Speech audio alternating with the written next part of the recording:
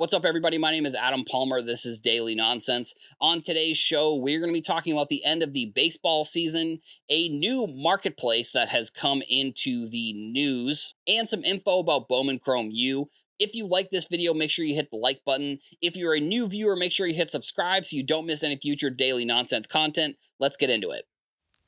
We have the official images for what this year's Bowman Chrome University products are going to be. Now, from the years past, I believe they've used the same design for football and for basketball. So with the football design being announced and the release date being the end of October, it looks like we know what the first Bowmans of these college players are going to look like. And we have a little bit of knowledge about the checklist, so I believe it was Gabby Card Stacks. I know that I went back into my TikTok likes and looked for the specific video. I couldn't find it, but I thought I remembered what the video looked like, so I found this one. And then this person talks about college football, and they also have a bunch of stuff where they talk about that on their YouTube channel if you want to go check that out. I think they did a deeper dive on what the Bowman Chrome product is going to be.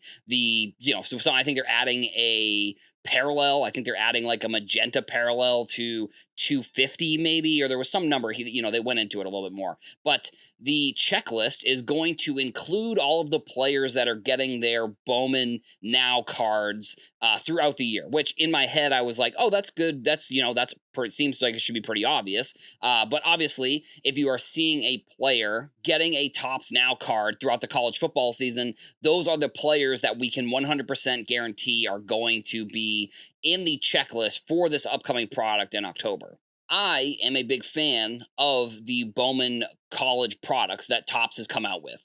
And I think that there is some sort of world where these Bowman Chrome cards end up being the ones that people want to collect more than some of the other college cards. And I think there is a big distinction because whenever I say this, I always get people that say, well, no one cares about college cards. The big distinction is that these players are in college. Now, I do think that there is going to be sort of a difference between a player like Arch Manning, for example, who played for Texas and he's going to play for Texas probably his whole career if he ends up getting drafted or he goes to the NFL. So he's going to play for Texas probably his whole college career. So any early college Bowman Now cards, well, he has Topps he has Panini Prism. He is an exclusive athlete with Panini, so I believe his Prism Collegiate NIL cards are going to be the ones that you would want to look for versus a player like Cam Ward, who played for Washington before going to Miami. So his first Bowman is going to be in his Washington State uniform. He does have some Bowmans that are in his Miami uniform, but the one that is distinct with the first Bowman logo, he's going to be in that Washington State uniform. So I wonder if there's going to be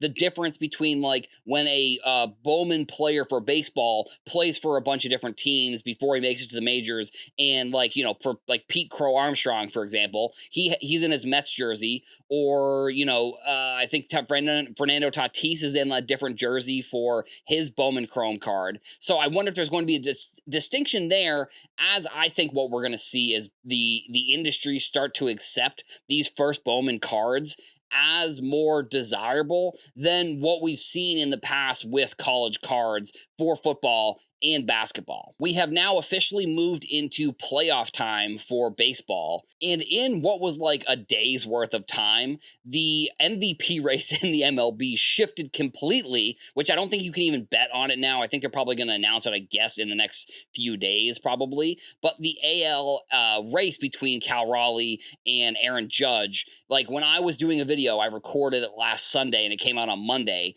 I was saying that Judge was minus 300, 350. So it would be a huge upset if Cal Raleigh won. I think I checked again on either Tuesday or Wednesday of that week, and Cal Raleigh was the favorite. He was a minus 110 favorite. So I think at this point, it really might be just a coin flip. I'm pretty sure the sentiment, and I don't know if that's actually how people should be voting necessarily for the MVP, is sentiment of around the league, but I think that there is a pretty good chance that Cal Raleigh is going to win MVP here. And with that being said, his first Bowman was actually sold through Golden this past weekend for just over $80,000. And Usually with some card sales, I don't necessarily want to grade them or say that they were good or bad because whatever someone's willing to pay is what the price of a card should be. If you're buying that card, you are literally buying the best card of a player who is having the best season probably of their career. Now, does Cal Raleigh go on to be like a superstar after this? Like, I don't know. I mean, I guess up until this year, I knew who he was, but I wasn't sitting here expecting him to, hit 60 home runs and have this MVP type season. So I think that this timing by Golden, this timing by selling this card, is most likely the best timing you're going to have on a player, specifically a player at the end of the season selling a card. I don't know how much time went into sourcing this card and getting it listed in the right auction, but you basically had the best price I think you're ever going to have on that card. And, everywhere being like, this is the record for a Cal Raleigh card. It's like, yeah, no duh. Like, when else has there been a Cal Raleigh card that anyone has want to spend $80,000 on other than when he's in an MVP season sort of out of nowhere? It's a sale, it's a price that I don't think is the best, if I'm going to be honest. And I'm sitting on the fence here because it's like, I don't want to grade someone's card that they just bought, but like there are probably a lot of other cards you could have bought for $80,000. But that person now, if the Seattle goes on to win the World Series or they make a deep playoff run and Cal Raleigh does something, I don't know if they would potentially try to sell it again, like in some sort of flash auction. Like, if the Mariners make the World Series, I wouldn't be surprised if we see that card sell again during the World Series. That would be kind of my prediction for this. And I wouldn't be surprised if we see it sell for like 150. But like, do I think if the Mariners hypothetically don't make it very far that this card would ever sell for $80,000 again? I don't think so. If Raleigh has like a tremendous, insane rest of his career, then, maybe like if he goes on another MVP run, but I just don't see him hitting as many home runs this year as he will in the future. At the same time, maybe he does. And maybe you do see the card sell again for a higher price in the future. I just think $80K for that card is a little bit high. The other news that I guess was sort of revealed at the National that I didn't know about until it kind of came out. I was watching Sports Card Dad Dustin. He did, he's working, and a few other people are working with Rick Probstein from Probstein123 on eBay. It has been announced that they are starting their own platform called Snipe, and just like I know that they're saying that the fee structure is going to be lower on this, but then it's like, yeah, but why would you want lower fees if you're trying to sell cards in the time when cards have never been hotter? Like, this feels very much like when PWCC announced that they were going to be moving to a different platform, like a week or two before eBay was like, yeah, we're actually kicking PWCC off of eBay.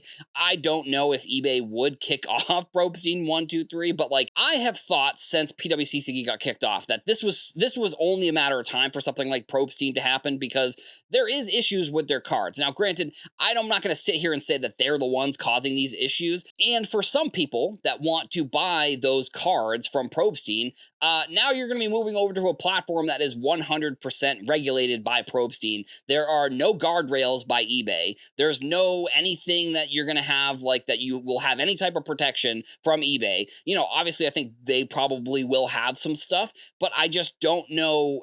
I wouldn't be somebody who would be moving over. Like I said, the fee structure doesn't make a lot of sense. And it's like, the amount of people that are on eBay versus the amount of people that I think would be on this website, I would assume, or I would think that then that would be worth the fees that you're paying on the cards. Like, that's sort of where I think some of these fees are coming from. eBay being the biggest secondary selling platform in the world, that's why I think you're paying maybe such high fees for that. Other websites have smaller structures or fees that you have to pay. But for me, the amount of eyeballs that you're getting on eBay is really, I don't know, I think it's actually worth the amount of fees that you're paying. Maybe it's a little bit too high. Maybe they could bring it down a little bit. But like, I don't think that the structure that the Snipe platform is going to be putting out, and I could be wrong, but I don't think the platforms, the amount of people that are going to be on the platform will be worth the lower number of fees that you're going to be